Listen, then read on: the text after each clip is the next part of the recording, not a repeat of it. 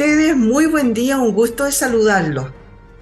Hace unos días, hace pocos días en realidad, se aprobó en el Senado el proyecto de la ley de usurpación. La iniciativa es una reforma al Código Penal. Todas las indicaciones que repuso la moneda fueron rechazadas. El gobierno examina la posibilidad de vetarlo o de ir al Tribunal Constitucional en caso de que sea aprobado como está. Hay un montón ahí de conceptos que seguramente usted a lo mejor no conoce. Entonces queremos hablar por qué ha habido tanto revuelo con el tema de la ley de usurpaciones y lo vamos a conversar hoy día con un abogado penalista.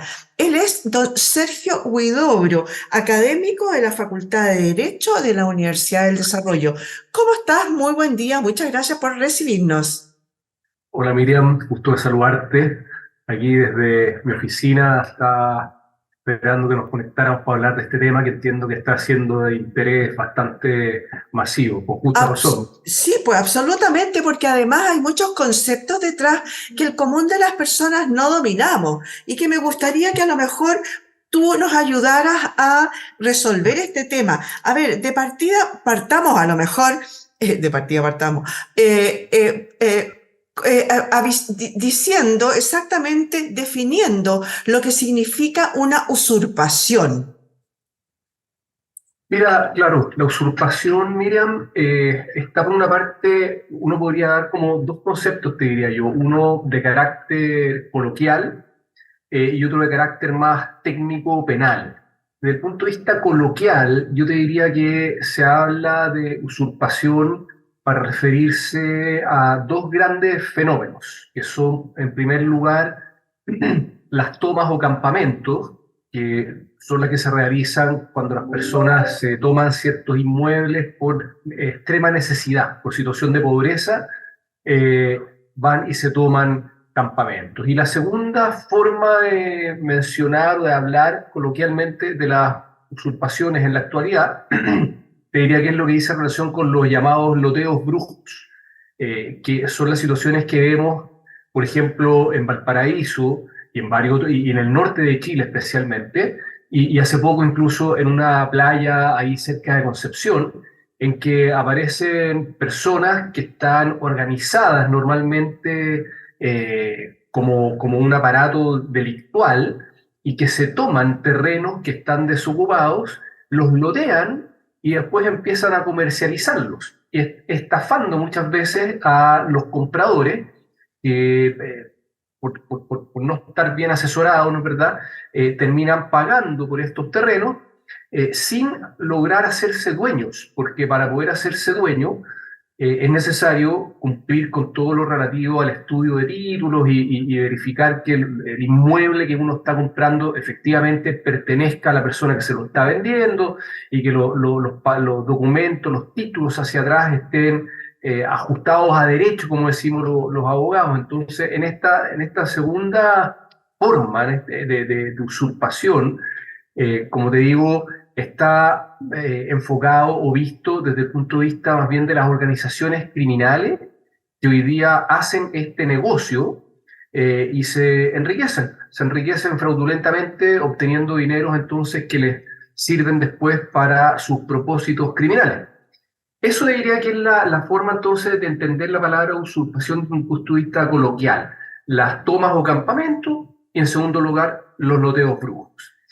Y por otra parte está la forma en que la usurpación se define en el Código Penal, para efectos de considerarla un delito. Y ahí te habla más bien de ocupaciones de inmuebles, sin tener derecho a hacerlo, y ocupaciones que se pueden hacer en forma violenta o en forma pacífica. Entonces, esas te diría que son las dos grandes formas de entender lo que es una usurpación, desde el punto de vista coloquial y desde el punto de vista penal.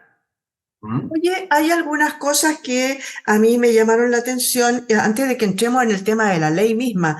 Y es que una de las indicaciones que le dio un poco de escozor al gobierno es el tema de de la implementación de la flagrancia, que cambia del código de lo que tiene hoy día de las 12 horas, de la figura de las 12 horas, a por todo el tiempo, digamos. En buenas cuentas, Claro. uno podría perseguir a una persona o podría hacerse verse la posibilidad del desalojo en una persona que se haya tomado un terreno, por ejemplo, hace 10 años, 12 años, no sé, prescriben. Y lo otro que me gustaría saber es que nos definiera flagrancia. Claro, mira, a ver, voy de atrás para adelante entonces. Ujú. ¿Qué se entiende por flagrancia? Flagrancia, desde el punto de vista técnico penal, consiste en la situación en la cual se está cometiendo un delito o se acaba de cometer un delito. Y ahí en el Código Procesal Penal hay una normativa que te establece varios casos que ya son más específicos, en los cuales también se puede considerar que hay flagrancia. Por ejemplo, cuando una persona está huyendo del lugar en que se acaba de cometer un delito. ¿Te fijas? Entonces es o cuando la persona cuando se está cometiendo un delito, o se acaba de cometer un delito, o una persona está huyendo del lugar en que se acaba de cometer un delito. Y la flagrancia es muy importante, Miriam, porque en estricto rigor, cuando hay flagrancia, los ciudadanos comunes y corrientes estamos autorizados para practicar detenciones ciudadanas. La norma general es que los ciudadanos no podamos efectuar detenciones. Si yo voy caminando por la calle, por ejemplo, y reconozco a un tipo que está siendo buscado afanosamente por los tribunales porque cometió un delito hace una semana atrás, yo lo reconozco en la calle y sé que está con una orden de aprehensión o una orden de arresto vigente, yo no puedo como ciudadano ir y detenerlo. Diferente, en cambio, es la situación en la cual yo voy caminando por la calle y veo que una persona está cometiendo un delito, está asaltando a alguien. Yo en ese momento, como hay flagrancia, se está cometiendo el delito, sí puedo detener a la persona, y lo que me dice la ley es que debo ponerla a disposición de los tribunales o a disposición de la policía en forma inmediata. ¿Ok? Entonces, o a más tardar, hay una norma por ahí que habla de las 12 horas siguientes, y eso está pensado normalmente para cuando son los policías, llámese carabineros o investigaciones, cuando ellos toman detenido a alguien, deben poner a esa persona a disposición de la justicia, que son los tribunales, también en forma inmediata, pues se entiende un plazo máximo de 12 horas. Y ahí es donde se realizan las llamadas audiencias de control de la detención. Pero ¿qué pasa con el tema de las usurpaciones? Con las usurpaciones eh, pasa que los tribunales han venido rechazando la idea de flagrancia, es decir, si yo llevo un terreno, por ejemplo, si yo tengo un sitio que compré hace algunos años en alguna parte del país y no lo he ido a ver durante un tiempo y de repente voy y me topo con que hay personas que se lo tomaron, que levantaron alguna casa, etcétera, eh, los tribunales, si yo intentara detener o llamar a carabineros para que vayan y detengan a las personas que están en el terreno, probablemente, según cómo está operando ahora el sistema, van a decir, no señor, no podemos hacerlo porque aquí no hay flagrancia. Ellos ya se tomaron el terreno. Si usted hubiera avisado en el mismo momento en que se lo estaban tomando, ahí habríamos estado frente a una flagrancia. Pero como ya ha pasado el tiempo, ya no podemos hablar de flagrancia y por lo tanto no podemos practicar una detención. Y ahí lo que hace el proyecto que se está tramitando es establecer expresamente que se entiende que existe flagrancia mientras dure la usurpación. Es decir, mientras haya gente que esté ocupando ilegítimamente un inmueble, el legislador dice expresamente, bueno, en este caso, mientras dure esta usurpación, existe flagrancia. Por lo tanto, durante todo el tiempo, el titular, el dueño del terreno o la policía, carabineros, investigaciones puede detener. Y esto, Miriam, perdona, que ha dicho que está diciendo ahora este proyecto de ley en forma expresa, la verdad es que va uno como abogado penalista, es algo que como que está incluso de más, porque, y yo aquí te lo cuento porque yo además de ser abogado litigante en temas penales, hago clases en la Universidad del Desarrollo de Derecho Penal hace muchos años, entonces me toca enseñar el delito de usurpación desde un punto de vista técnico, penal. Y cuando lo enseñamos en la cátedra que decimos nosotros, siempre explicamos a los alumnos que del mismo modo que ocurre, por ejemplo, con el delito de secuestro, el delito de usurpación es un delito de aquellos que se llaman delitos de consumación permanente. Es decir, desde el punto de vista técnico, se entiende que la usurpación, al igual que un secuestro, se está cometiendo permanentemente mientras dure ese estado de cosas. Entonces, si yo tengo una persona secuestrada desde hace 3 años, por ejemplo, al año 3, mientras yo la mantenga secuestrada, se entiende que el delito se está cometiendo, por lo tanto hay flagrancia todavía. Bueno, lo mismo pasa, y así lo hemos enseñado siempre, con la usurpación. Mientras se esté cometiendo, hay flagrancia, se está consumando y por lo tanto se podría detener en cualquier momento. Y eso es algo que en la práctica no ha estado ocurriendo, que por lo tanto en el proyecto de ley ahora se dice expresamente que así es y por lo tanto entonces abre la puerta para que la detención se pueda realizar durante todo el tiempo en que se esté cometiendo el delito. Oye, ¿eso quiere decir entonces que durante todo este tiempo se dejó, como no estaba expresamente dicho, se dejaba esta otra fórmula, digamos, en que no se podía? Nunca nadie hizo señalar, digamos, sobre esto, que se estaba haciendo mal el tema, porque el ejemplo que tú nos pones, el paralelo que nos pones con el secuestro, es muy claro, ¿no es cierto? No pasó nunca nada hasta ahora que se armó un Claro. poco de revuelo. ¿Saben? Yo creo cuál es la razón, Miriam. La razón en que en el caso del secuestro esto no se discuta, en cambio en la usurpación esto no se aplique, en lo de la flagrancia, es por la diferencia penológica, en el sentido que el delito de secuestro tiene una pena mucho más alta que el delito de usurpación. Y el delito de usurpación, el delito de secuestro tiene de las penas privativas de libertad, de las penas de cárcel más altas que contempla nuestro ordenamiento jurídico. En cambio, la usurpación hasta ahora tiene penas solamente de multa, y lo máximo de la multa es de 1.200.000 pesos aproximadamente. Entonces, el Código Procesal Penal establece que en aquellos delitos que tengan pena solo de multa, no procede detener a alguien, sino que a lo más procede dejarlo citado al tribunal.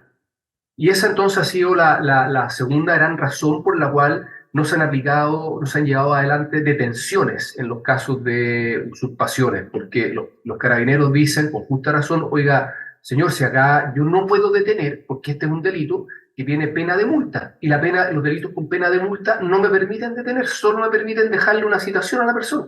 Entonces, en la práctica no pueden hacerlo. Por lo tanto, tampoco podrían hacer el tema del desalojo, no se podría echar a andar, tampoco el tema del Tampoco. desalojo. Oye, y en ese Claro. sentido, perdona, en ese sentido, ¿qué diferencia tiene entonces con la ley Devuélveme mi casa? La ley devuelve a mi casa, Miriam, yo no la he revisado, te diría, hasta ahora, pero tengo la sensación de que está más relacionada con los arrendamientos, puede ser. Ya, ya, más que con las Porque, tomas, ya, claro, por lo que puedo estar equivocado, no estoy 100% seguro, te confieso, porque no he leído con detalle, pero lo que he ya. alcanzado a leer de pasada en la prensa, tengo la idea que está más bien enfocada a los casos de arrendatarios Que no que pagan, no pagan la renta y ya, hacer más rápido los desalojos de estos juicios de arrendamiento, que es ya, algo que no está perfecto. entonces contemplado en el proyecto de ley de usurpaciones, Usurpación. el el que estamos conversando. Conversar. Oye, cuéntame entonces ahora, a ver, esto ya se aprobó, tengo entendido que en el Senado debería pasar, no sé, corrígeme tú, debería pasar a la Cámara de Diputados. ¿Cuál es el proceso que continúa? ¿Y qué busca en realidad esta ley de usurpación? ¿Cuál es su fin? Mira, efectivamente está todavía en el proceso legislativo.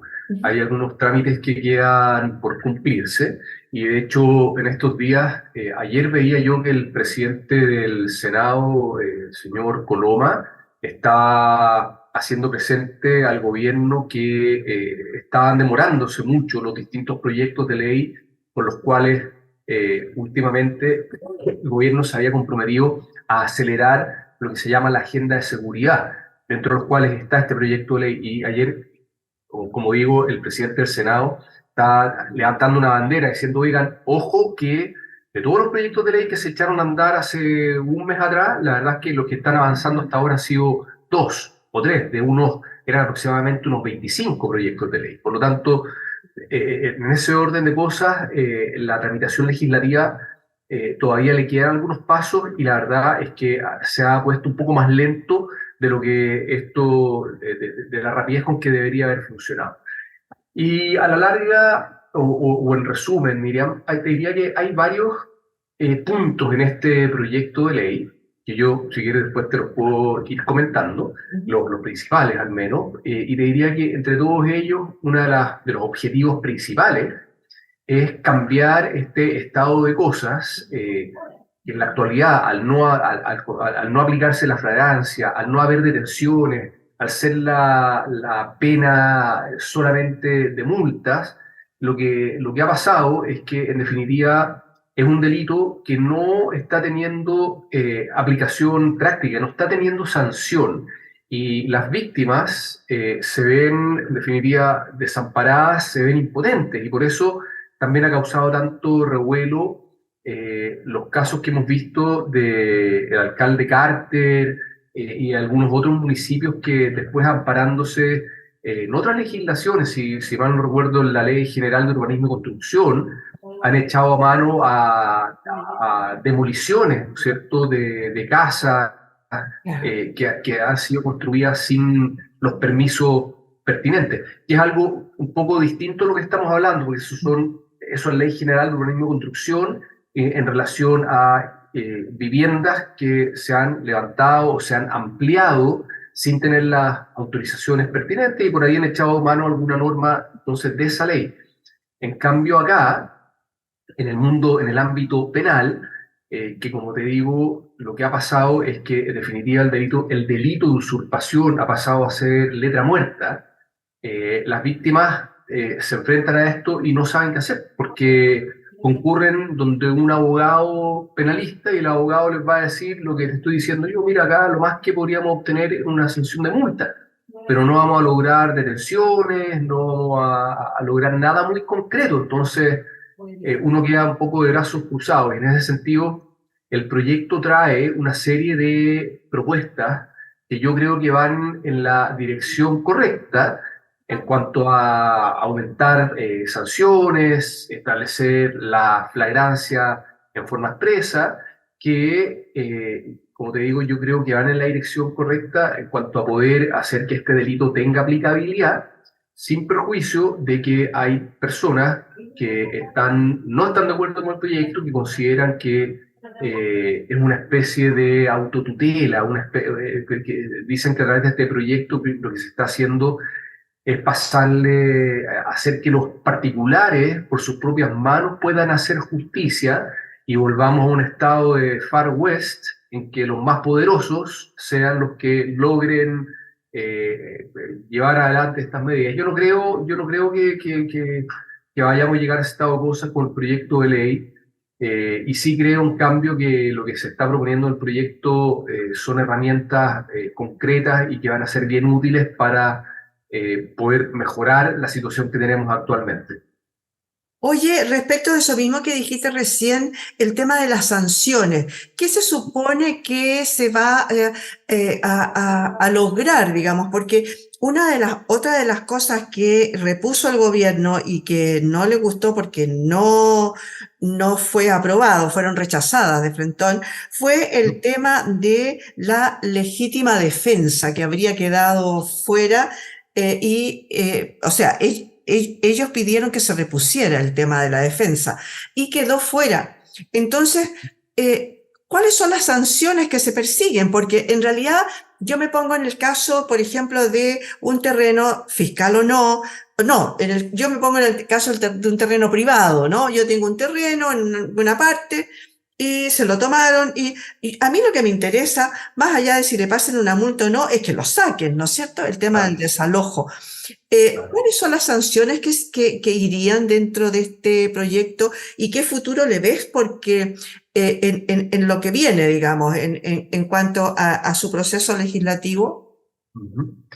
Mira, desde el punto de vista, a ver, creo que es interesante explicar un poquito esto de la legítima defensa privilegiada y después voy con las sanciones y cómo recuperar los terrenos. Lo que dice en relación con la legítima defensa privilegiada, lo que se estaba proponiendo era que para el delito de usurpación pasara a ser de aquellos delitos en los cuales el dueño puede ejercer una legítima defensa, es decir, puede reaccionar mediante la fuerza frente a una usurpación. Y cuando se dice que es una legítima defensa privilegiada, significa que se presume que existió una agresión ilegítima. La agresión ilegítima en este caso sería haberse tomado el terreno por la fuerza. Se presume también que la forma en que el dueño repelió o forzó esta salida del tomador fue la adecuada, fue la proporcional, y se presume también que el legítimo dueño, el que ejerce la legítima defensa, no ejerció algún tipo de violencia él en forma previa a la toma del terreno. Todos esos elementos, la legítima defensa privilegiada, se presumen en favor del que ejerce la legítima defensa, es decir, se presumen en favor del dueño. Y esto es algo especial porque la norma general en materia de legítima defensa es que la persona que alega que actuó en legítima defensa tiene que probar todos esos elementos. En cambio acá, la ley presume esos elementos, los presume en favor del que alega la legítima defensa. Por lo tanto, como que cambia, la carga de la prueba. Y tiene que ser entonces el usurpador el que pruebe que no se dieron los elementos de la legítima defensa. Por lo tanto, es algo, en principio, pareciera bueno, en el sentido que el usurpado, la víctima del delito, puede ejercer entonces un rechazo por medio de la fuerza a los que han usurpado. Y es precisamente y lo que se criticaba en ese punto, y probablemente la razón por la cual ha quedado fuera en esta etapa de la tramitación, es que eso decían que podía significar en efecto una especie de Far West, del lejano oeste, en el cual llega uno con su pistola y sale disparando, echando a la gente. Y eso, el gobierno ha dicho, no podemos llegar a eso, porque eso equivale a autotutela, y la autotutela, ya sabemos, por los siglos que llevamos de tema de leyes, que no es buena en las sociedades. ¿Okay? Y después, si pasamos al mundo entonces de, bueno, ¿cuáles son entonces las sanciones? ¿De qué forma yo puedo obtener la restitución? Desde ese punto de vista te diría que, por una parte, lo que hace este proyecto es aumentar las penas, porque de tener solamente penas de multas y muy bajas, ahora se pasa a penas de cárcel, que pueden llegar hasta los 5 años de cárcel.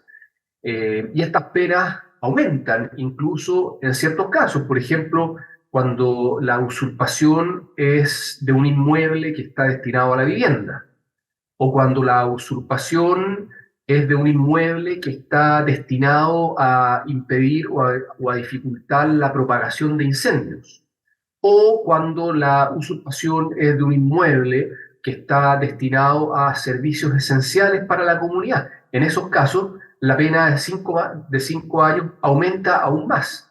Después también te aumenta las penas cuando se establece que en el delito ha participado una organización delictiva, lo de los loteos brujos que te decía yo al comienzo.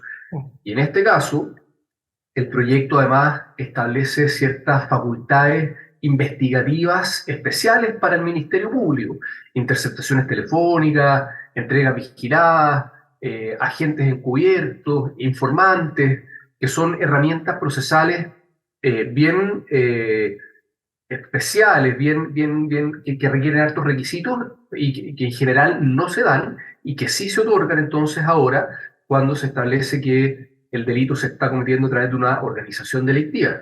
Después también trae prohibición de aplicar el mínimo de la pena, es decir, hay que aplicar la parte más alta de la pena cuando el delito se cometa con uno o más menores de 18 años y más de 14. Esto es importante porque la delincuencia, especialmente la delincuencia organizada, usa mucho a menores de edad, porque los menores tienen penas más bajas en general, o tienen penas que son no son las penas generales, sino que son se les aplica la ley de responsabilidad penal juvenil.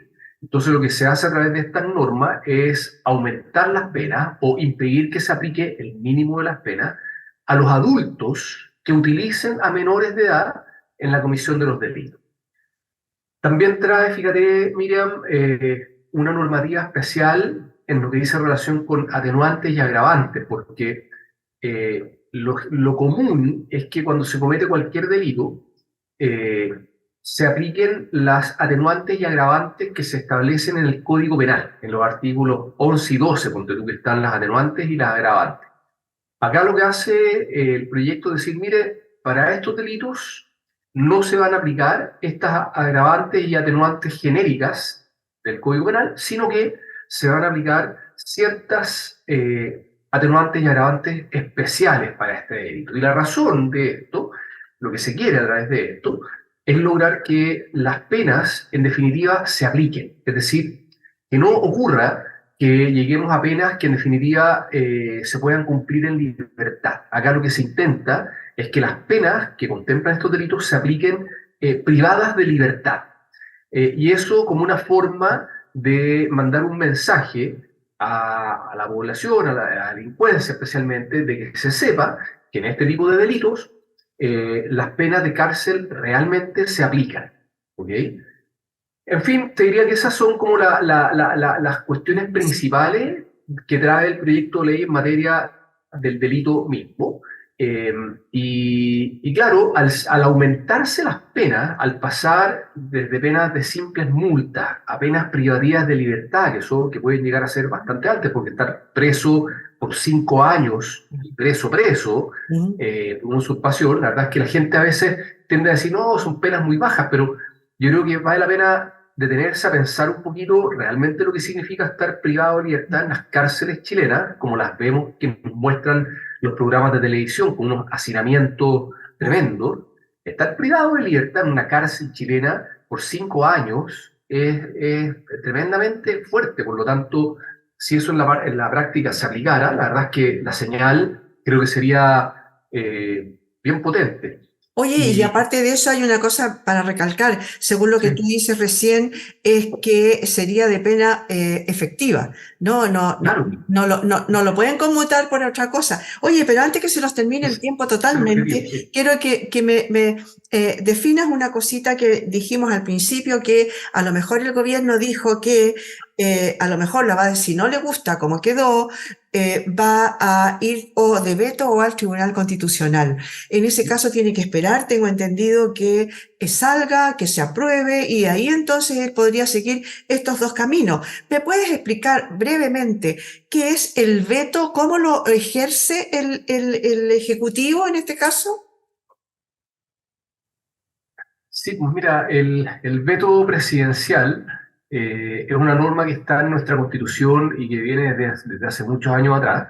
Y en la práctica significa que el presidente de la República eh, tiene la posibilidad de devolver a la Cámara de origen, que puede ser la Cámara de Diputados o el Senado, eh, el proyecto de ley pidiendo que se elimine alguna parte del mismo o que se añada, se agregue alguna parte, algo al proyecto. Y es esta facultad la la puede ejercer el presidente, el ejecutivo, una vez que el proyecto ya ha cumplido con su tramitación en las dos cámaras del Poder Legislativo, es decir, ya pasó por la Cámara de Diputados y ya pasó por el Senado, es decir, ya terminó esa tramitación y justo antes de ir a la etapa siguiente, que es la promulgación, el presidente de la República puede vetar el proyecto, como te digo, quitándole o agregándole algo. Ya, perfecto. Yo creo que ahí nos quedó más o menos claro. Creo que faltaron un montón de otras cosas para haber conversado, pero bueno, muchas gracias por haber estado hoy día con nosotros. Sé que se nos acaba el tiempo. Bueno, encantado, Miriam. Espero que pueda servir de algo lo que hemos conversado aquí, para que la gente entienda un poquito más de qué se trata esto y esperemos que este proyecto avance y termine convirtiéndose en ley lo antes posible para poder atacar este problema que yo creo que es un flagelo que ha pegado fuerte en nuestro país desde hace unos años a esta fecha y hay que intentar empezar a ponerle el cascabel al gato, como se dice. Perfecto, te encuentro toda la razón con respecto de eso, porque en realidad hay mucha gente que está en la absoluta indefensión con respecto de este tema y estaba bueno que de una vez por todas se legislara. Ojalá que avance luego, sí, porque como dices tú, de repente hay gente que está diciendo, oye, pero esta cuestión no avanza, ¿qué pasa? Con todas estas propuestas de ley que había por el tema de seguridad y de las cuales tú nos comentabas recién que han partido muy pocas, ¿no? Muy pocas avanzan. Hay mucho anuncio, pero pocas nueces. Muchas Así es. gracias por usted, por haber estado hoy día con nosotros. Le Nada, saludamos a don Sergio Huidobro, abogado penalista. Él es académico de la Facultad de Derecho de la Universidad del Desarrollo. Muchas gracias a ustedes también, señores y señores, por haber estado hoy día con nosotros en este punto de encuentro.